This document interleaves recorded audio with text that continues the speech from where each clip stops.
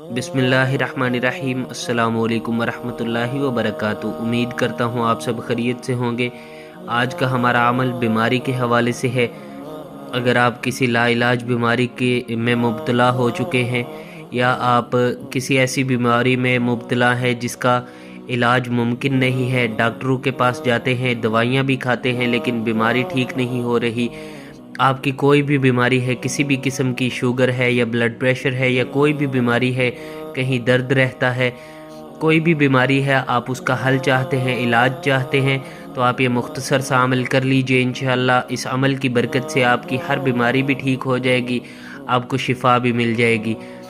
بیمار کرنے والی ذات بھی اللہ رب العزت ہی کی ذات ہے، شفا دینے والی ذات بھی اللہ رب العزت کی ذات ہے۔ اللہ رب العزت جس کے لیے جس کام کا فیصلہ کر دے وہ ہو کر ہی رہتا ہے۔ جس کے لیے اللہ رب العزت بیماری کا فیصلہ کر دے اسے کوئی بیمار ہونے سے روک نہیں سکتا، اسے کوئی صحت نہیں دے سکتا، اور جس کے لیے صحت کا فیصلہ کر دے اسے کوئی بیمار نہیں کر سکتا۔ اللہ رب العزت کی ذات ہر چیز پر قادر ذات ہے۔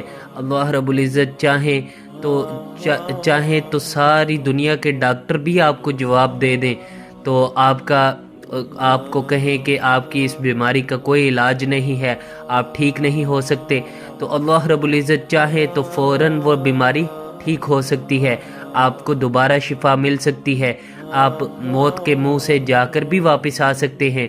اللہ رب العزت اگر نہ چاہے تو کتنی ہی جدید مشینیں آ چکی ہیں ہسپتالوں میں اور سب کچھ کیا جا رہا ہے، لیکن اگر اللہ رب العزت کی ذات کی طرف سے حکم نہیں ہے تو کوئی اس بیماری کو روک نہیں سکتا، کوئی کسی کو شفا نہیں دے سکتا۔ اللہ رب العزت کی ذات سے مانگنا ہی ان وظائف کا مقصد ہے۔ آپ اللہ رب العزت کی ذات سے خود کو جوڑ لیجئے اور اللہ رب العزت سے اپنے مسائل کو حل کروائیے۔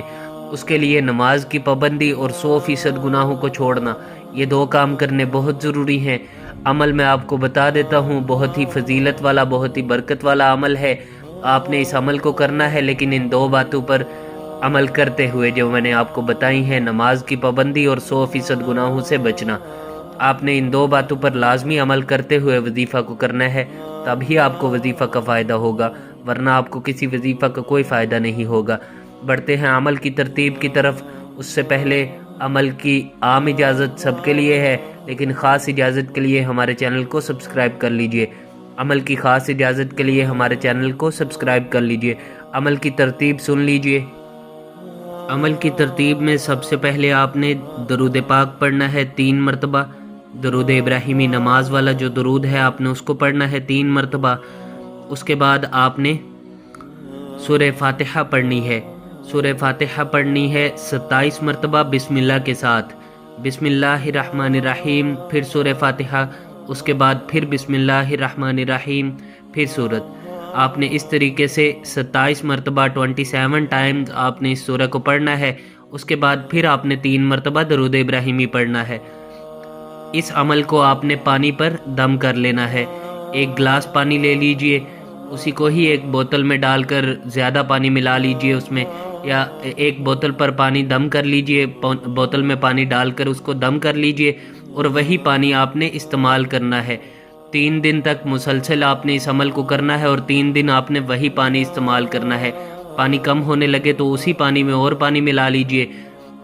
آپ نے 3 دن مسلسل اس عمل کو کرنا ہے، اور درود پاک پڑھنے کے بعد 3 مرتبہ آپ نے اس پانی کو پاس رکھے پانی کو دم کر لینا ہے، اور ادھر ہی بیٹھ کر کوشش کریں کہ مصلے پر بیٹھ کر اس عمل کو کریں، اور اگر مصلے پر نہیں بھی بیٹھا جاتا تو آپ کرسی پر بیٹھ کر یا بستر پر بیٹھ کر بھی اس عمل کو کر سکتے ہیں، لیکن جدھر بھی ہوں آپ نے ادھر ہی بیٹھے پانی کو پاس رکھ لینا ہے، اور یہ سورہ فاتحہ پڑھ کر اس پر پھونک مار دینی ہے، دم کر لینا ہے، اور اس کے بعد ادھر ہی بیٹھ کر آپ نے دعا کے لیے ہاتھ اٹھانے ہیں اور اپنے لیے دعا کرنی ہے۔ دعا کا طریقہ سن لیجئے۔